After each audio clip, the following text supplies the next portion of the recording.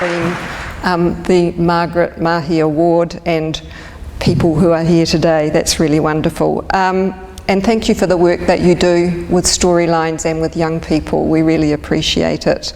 I'd like to salute Margaret, and not only for her inspirational life's work, but for her kindness in reading a stranger's manuscript and gifting me the most amazing cover quote for my book, The Crossing. Thank you so much to everybody associated with Storylines for this very surprising and unexpected honour, and to the kind people or person who nominated me, who I'm still not sure who that is. You've given me an absolutely amazing and unforgivable gift. I'd really like to thank Libby for talking me through this and for coping with my shock when she rang.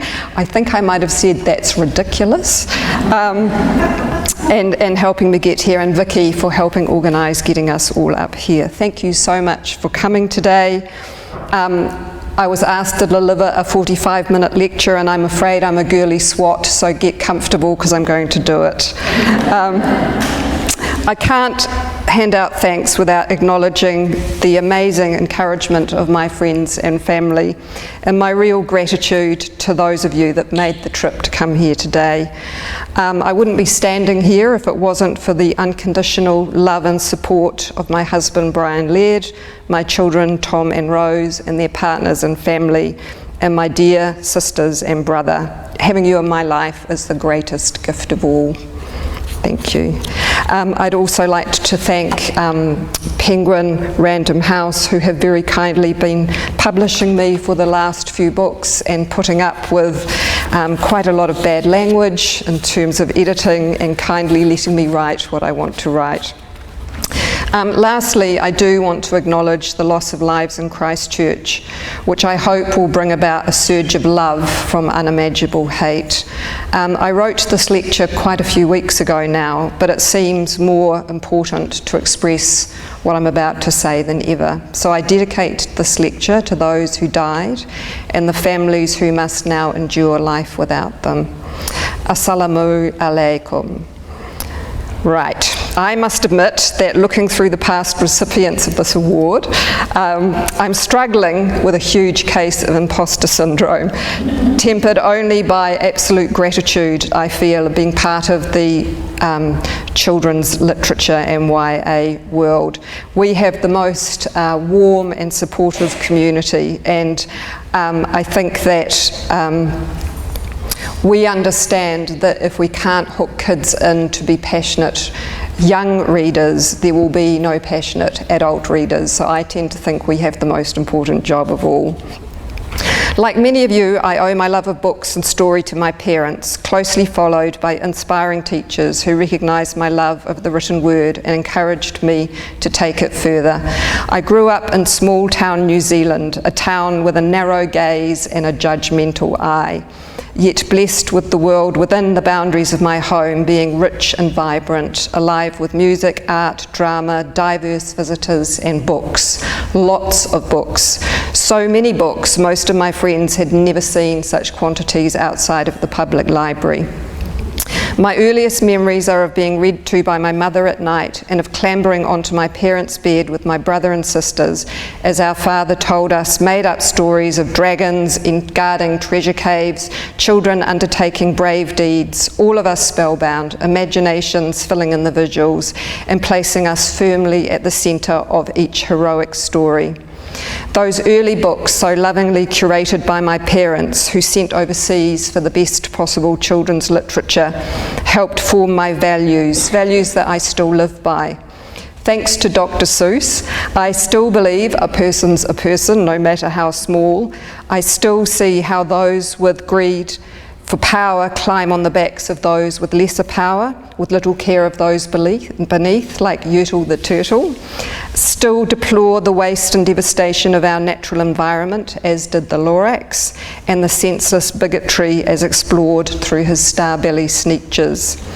I learned the playfulness and beauty of language from works such as those by A.A. Milne, George Morrison, Oscar Wilde's tender stories, such as The Happy Prince, Swallow, Little Swallow, will you not stay with me one night longer?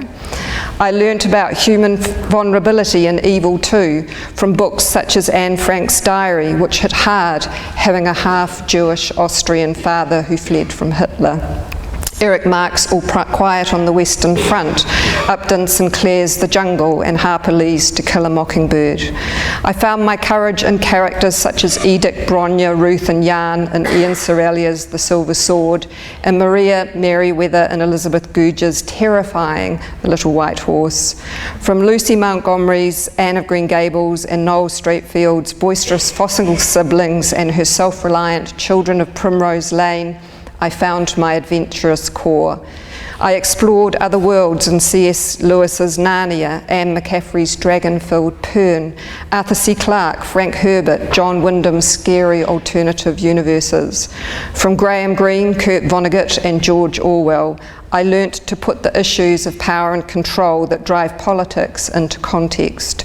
So many books, so many voices, thoughts and deeds stored away, now all cemented into the very building blocks of my DNA. In 1979, I applied to Wellington Teachers College and found myself being interviewed by a group of three, one who asked me, "Do you like reading?" To this I replied, "I love it so much that sometimes I spend the whole day in bed reading." And the older man in the interviewing panel humphed and said, "If my daughter did that, I'd call her lazy." My heart sank. I really thought I'd blown it. Little did I know that the kindly woman on the panel was Dorothy Carmody, who tutored in children's literature, and the unimpressed man would turn out to be the first principal I was ever to teach under. Dorothy was an inspiration, reintroducing me to the world of children's fiction. It was the early 1980s, a time when the first real wave of brave and challenging YA novels had appeared on the writing scene since S.E. Hinton's The Outsiders. Books written by wonderful writers such as Paul Zindel, Robert Cormier, Colin Thiel, Alan Gardner, Molly Hunter, John Christopher, Betsy Byers, Catherine Patterson, Joan Aitken, and many more. I spent a year working on a special research paper looking at depictions of sex and violence in YA fiction, which cemented my love of the genre and my excitement that books could speak to the issues most pressing in young people's minds. And I spent most of my meagre allowance buying books that I still own to this day. As well as Dorothy, I was honoured to be taught by the great Jack Lazenby, who told us stories with his marvellous voice and challenged us to write our own. I still remember my first attempt, Jack handing it back to me and saying, "Well, you know how to tell a good story." I was elated. He imprinted on me the importance of mythology and read to us from Leon Garfield and Edward Blisham's The God Beneath the Sea and The Golden Shadow, dark retellings of ancient myths with Charles Keeping's incredibly eerie illustrations. Between these two inspiring teachers, they unknowingly unleashed the YA writer in me, and I'm forever in their debt. But the attitudes I bring to my writing and the life path I was to choose came most especially from parents who modelled their social justice values formed from childhoods where they saw the very best and absolute worst of human nature and made conscious decisions to stand up against racism, xenophobia, anti-Semitism, prejudice, homophobia and human rights abuses. They operated from a place of generosity and love, welcoming the hurt, the damaged, the lost, the shunned and lonely into our home for respite and repair. They encouraged pursuit of our creative talents, unconditionally loving and supportive of our life decisions, talked with us, not at us, encouraging lively debate and probing questions about every topic introduced. Nothing was off limits, no rule was set without explanation or negotiation.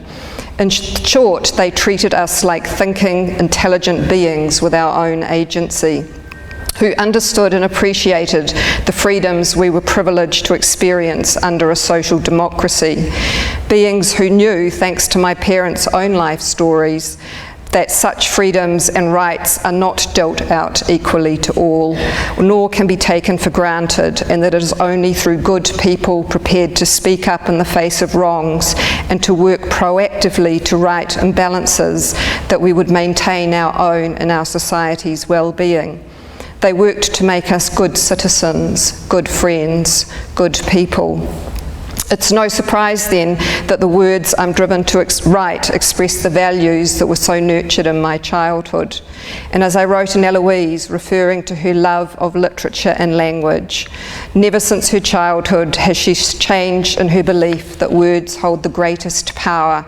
They can harangue men into war, seduce another's wife or landlord's daughter, break open a heart, or have capacity to mend one. This is the idea that sits at the centre of this talk today and of everything I write. One of the other great gifts I've been given since I started writing comes from my role as a writing tutor.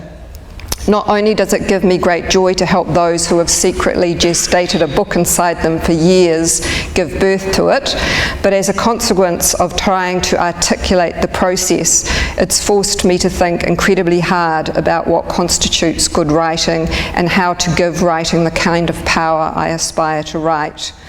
This exploration, of course, is driven by my own preoccupations, and another writer would no doubt come up with a whole different set of answers to describe it.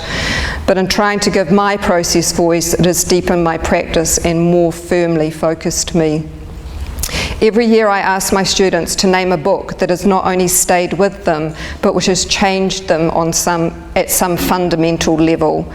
They always can, which I'm sure you can too. This to me is the definition of a great book, words that implant themselves inside the heart of the recipient and become part of them. Stories with power, be that the power to move, to challenge, to console, to excite, to anger, to motivate, to laugh, to cry, to really truly think. Barbara Kingsolver put it beautifully in her recent interview with Kim Hill: a book can rearrange the furniture of your heart. There is a magic to the writing process, a serendipitous delivery of ideas and connections that is hard to voice without coming across all new agey.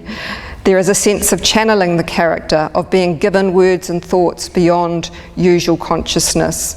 And there is a bigger magic at play, a psychic exchange, if you like, where I download the Technicolor sensory surround sound movie in my imagination into words on a page,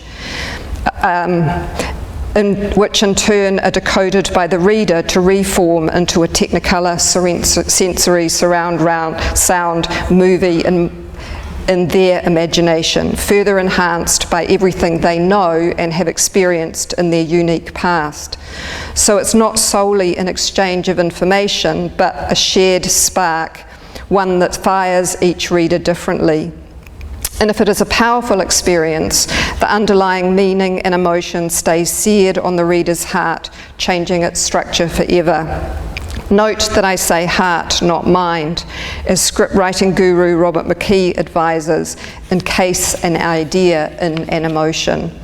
Only through the experience of feeling something does the abstract become tangible, thought embodied. This powerful stimulation of the imagination is perhaps the biggest gift, besides modelling lived values, we can give to any young person. An imagination enables us to picture alternative worlds and ways of being, to empathise, to postulate, to question, to dream, to escape. Margaret Mahy was the consummate mistress of imagination, subversive and joyful in equal measures. Her love of language bursts from the page, her fierce intellect underpins every story. She understood that a book is a sacred object with a life-changing capacity and an invisible, controlling intelligence, able to create a kind of mind-melding, emotional experience I've just described. Elizabeth Knox is another, I think, who shares those exceptional qualities. One of the other questions I ask my students on day one is why they write. What are the drivers that push someone to spend hours locked inside their own head, possibly writing for an audience of one, probably spending years before they get any kind of reward or gain? Everyone has a different answer, though most can be covered under the general label, I can't help it, I just have to. My motivation falls under that label too. For me, writing is the way I best express myself and always has been. As someone who is socially shy to the point of great anxiety, the ability to put my thoughts out into the world without the need to physically face people is hugely freeing. In fact, there's a rumour that may or may not be true that I once spent a whole angsty teenage year only communicating to my parents via notes. But it's more than that. My thoughts can't cohere until I've had a chance to play with them and refine them on the page.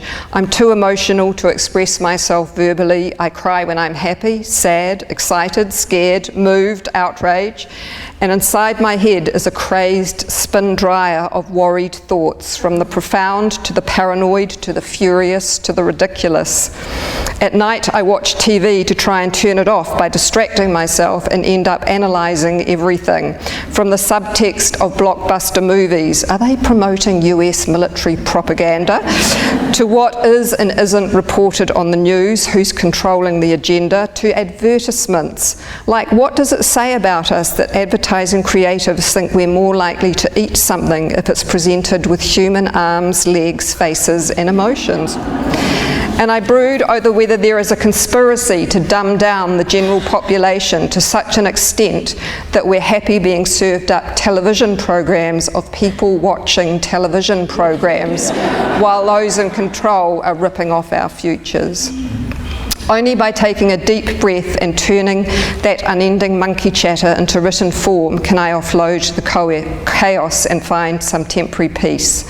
But even then, that peace is only attained when I've expressed whatever I feel most strongly about, both personally and in terms of how it impacts others.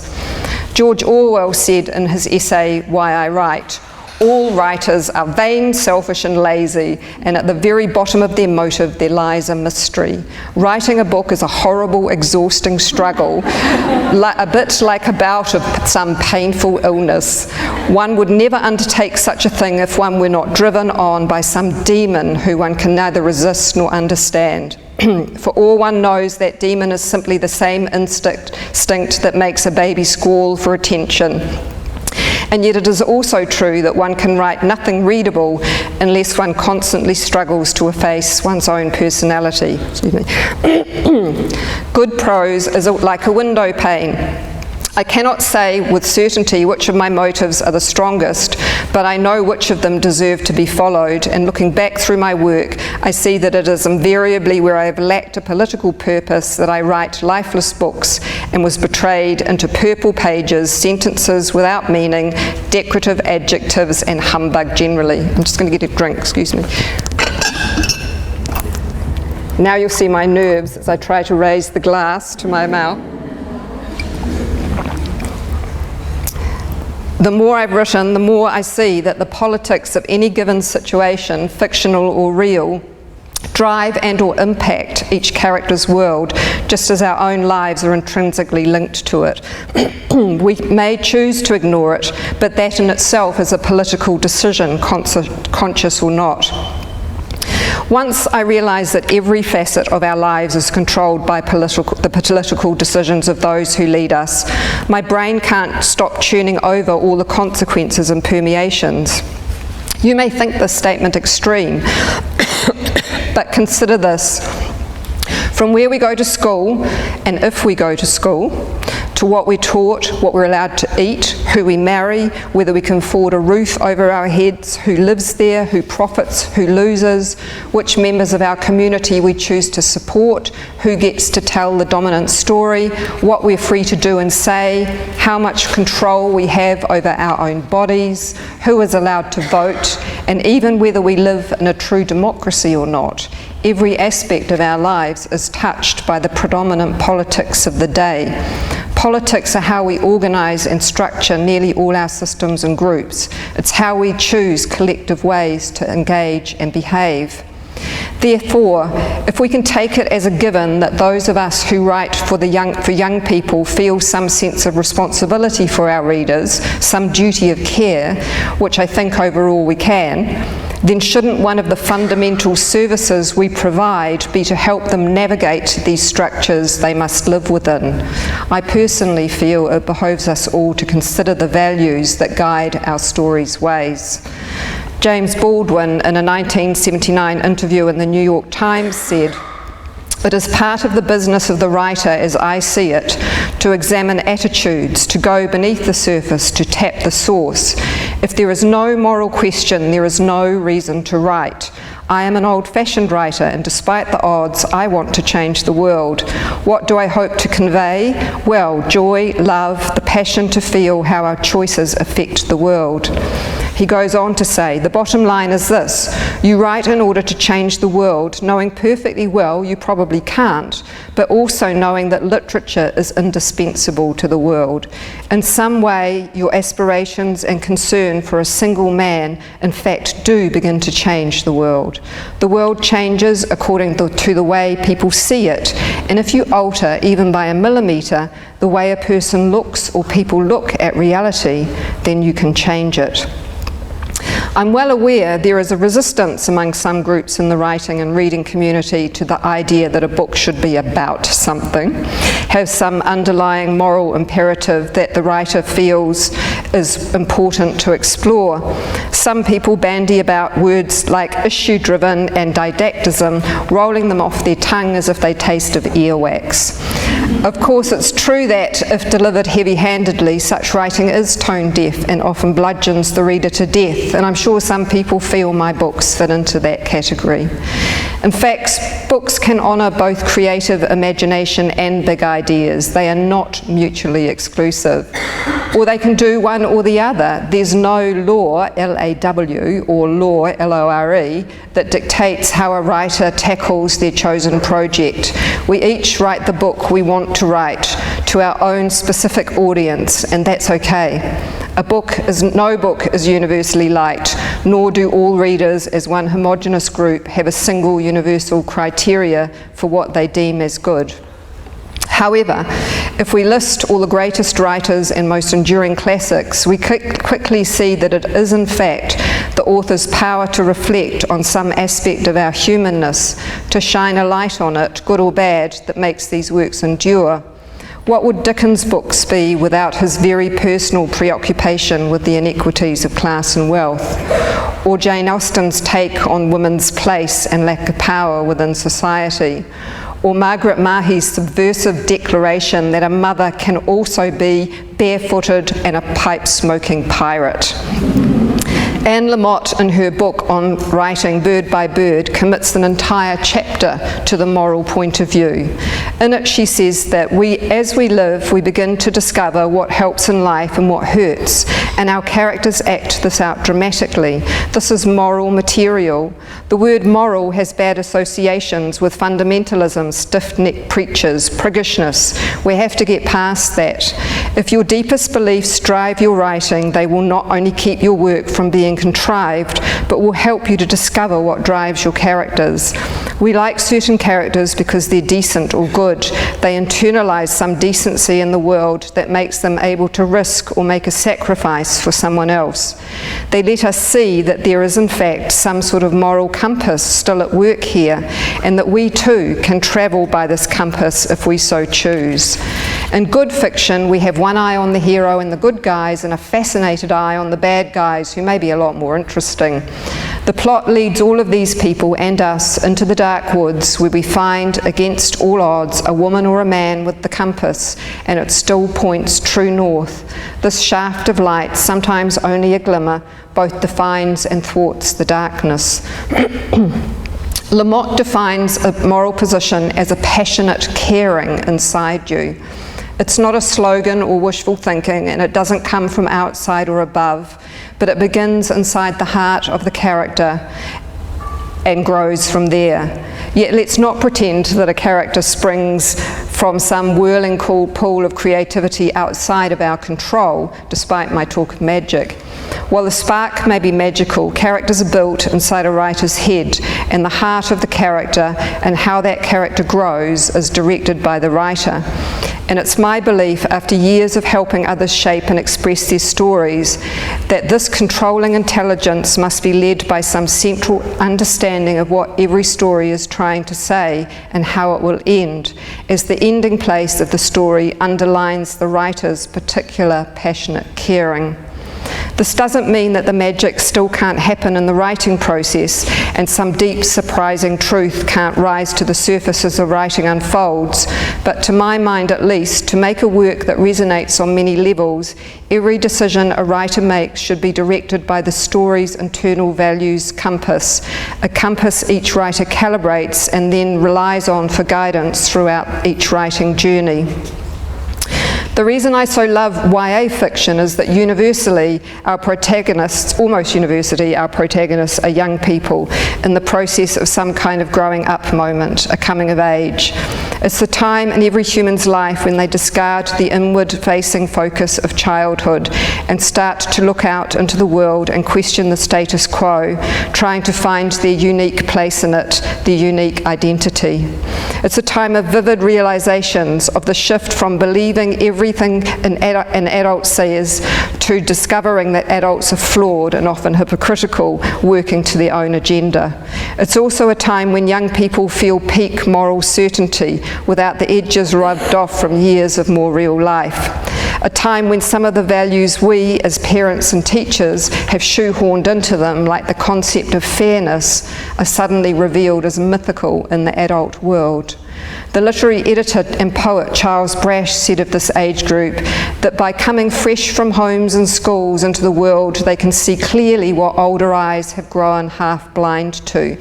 They see injustice, hatred, violence everywhere, the stark contrast of riches and poverty, the lies told so blandly in high places, the gulf between what men profess and what they do. It throws everything up in the air, destabilising and challenging each young person to recalibrate every single thing they hold as true.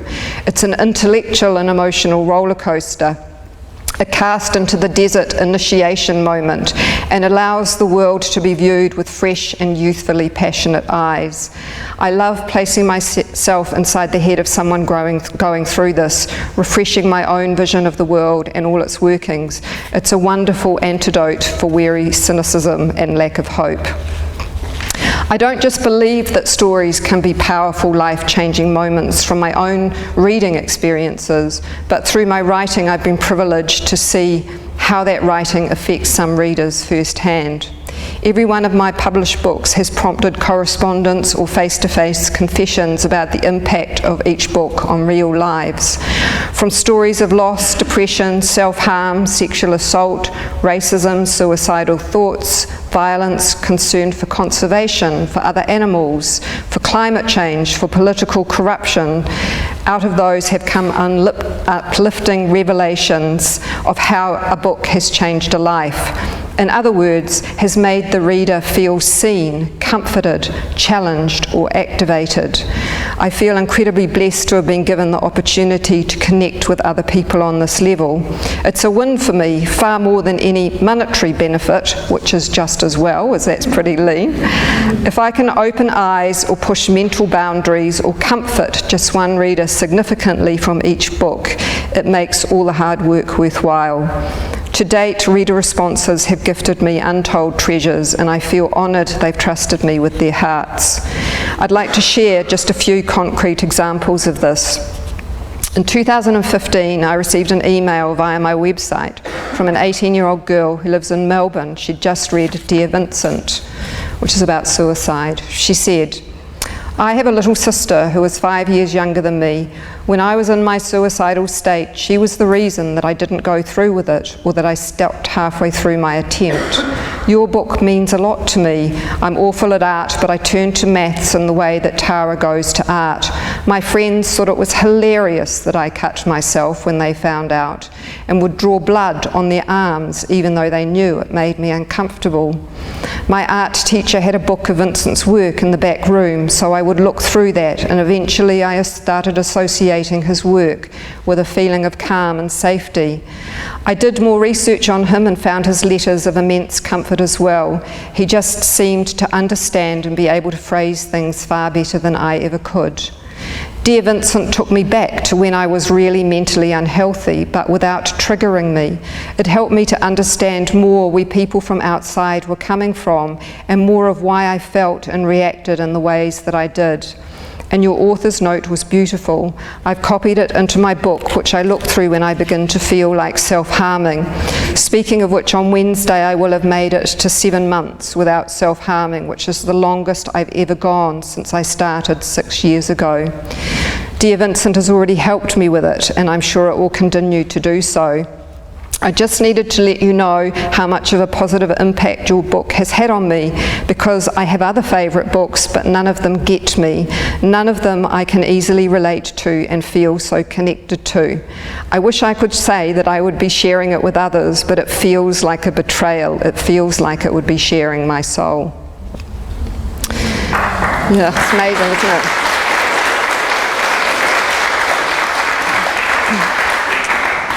Another response that stays with me is from a young woman who was taking part in a life skills program I wrote for the DARE Foundation, which used my novel Smashed as a discussion starter. She read the book, took it to her foster mother saying, "You have to read this, this is my life."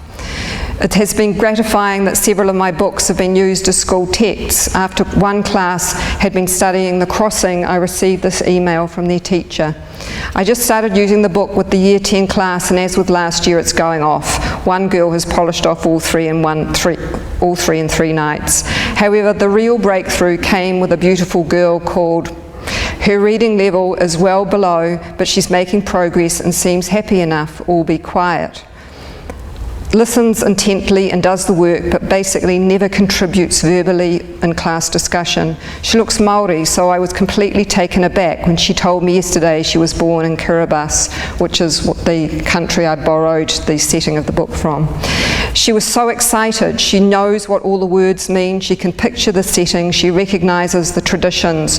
All period, she was bursting to contribute and share her expertise, not just about Kiribati, but all the ideas and concepts we ended up debating and arguing.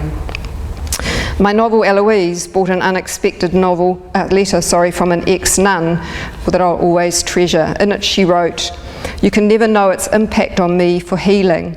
All your work has been worthwhile, even if I'm the only one who ever read it. I will treasure your book for the rest of my life, as it has touched my soul deeply. Eloise has helped me find my voice. It has unleashed the pent-up emotions I didn't want to face since I was a novice." Finally, a little story that amuses me. My brother, the investigative journalist Nikki Hager, sent me this email last year. "I was out at a talk last night, and in the question time, a young woman, it turned out 17 years old when I talked to her afterwards, put up her hand to ask a question. She said that she hoped I didn't mind her talking about my sister instead of me, but it was fiction that had opened her eyes to politics. Her interest in politics started when she read The Nature of Ash. This especially thrills me, not only the idea that I've motivated a young woman to look harder at the world around her, but as he's the famous Hager, I often get called Nikki, so it was nice to have that kind of reversal. And while I have this opportunity, I'd like to acknowledge how much I support and admire Nikki's work on behalf of all New Zealanders, and my sister Debbie, who's also here, who works tirelessly supporting people with the disability, public health and domestic violence sector. And my younger sister Belinda, who's currently in Vienna, who's a wonderful jeweller, who really, it was her adventurous spirit traipsing around the world that inspired me to apply for the Catherine Mansfield Fellowship. There are numerous stories of readers' responses like that I've just shared. During my time in France as the Fellow, I gave a talk to a group of translation students who'd been given the task of translating Dear Vincent into French before my visit. A young woman was so touched she cried when she met me and showed me her copy of the book with dozens of bookmarks, all relating to questions she wanted to ask. To see the book move someone over the other side of the world was deeply rewarding. As writers for young readers, we're put under a lot of pressure to write appropriately for our audience.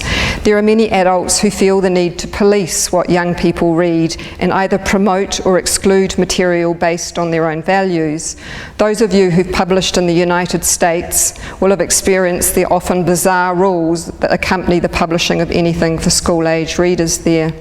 With debates hotting up about freedom of speech versus censorship, I'd like to commend New Zealand publishers for taking a more broad-minded approach. It's my personal belief that all of us, young people included, should have the right to read whatever they like, so long as its intent isn't predatory, gratuitous, corrupt, inciting, or harmful. With those exceptions in mind, I personally believe swearing, sexual content, contextualised violence and self-harm should not be excluded. Our young people are exposed to these things in the real world. A good book can help to give them the context and tools to assess and judge each issue for themselves. The ability to read widely from a diverse range of points of view and voices can not only nourish us as human beings, but help create empathy and understanding. Writer Tati Hennessy puts it well in her recent post, Why Should We Care About Stories? It's easy to look at the structural, systemic, global nature of the issues we face and feel tired or baffled or even apathetic. It's not that we don't know what's going on, we're more informed than we've ever been. The problem is it can be hard to care about things that feel so much bigger than ourselves. It's hard to care about a concept, but it's easy to care about a person. We're wired to do it. Stories run on people. A story can put a unique individual human face to nebulous ideas, bypassing our intellect and getting right to the heart of the matter. It can make us care, and caring is the root of action. To shelter young people today is to do them a grave disservice. At no other time in human history has our species been under such imminent and immediate global threat from the lethal trident prongs of climate change, greed, and extremism. While it can be argued that young people's fiction should allow them respite from these issues to protect them, and that fiction's main job is to feed imaginations, I would argue that not to engage in such huge issues is failing in our duty of care as guides and fellow human beings. What our young people need are safe models of resilience, first and foremost, and stories of hope. In my work with youth at risk, the question is often asked, when two people endure the same damaging factors and difficulties in their lives, what enables one to rise above it and the other to sink? The answer is simply this: those who rise above it have had at least one healthy and positive role model and have been on the receiving end of one significant act of kindness and respect that lets them know they count for something, that they have agency in their world. As writers, we can provide this. An inspiring fictional character who speaks to the heart of a reader and fully engages them in the story world can be just as empowering as any real human act. In this time of impending global catastrophe and factionalized hate, I believe it should be incumbent on us all to step up and use our writing as channels for the greater good, for our readers' well-being, for their futures. Anything less is a dereliction of our duty. As my character Ash says in Asher Rising, it's our democracy. We all have to own it. It's about making decisions based on caring for each other and for those who are different and for the most at need and for the planet. Thank you.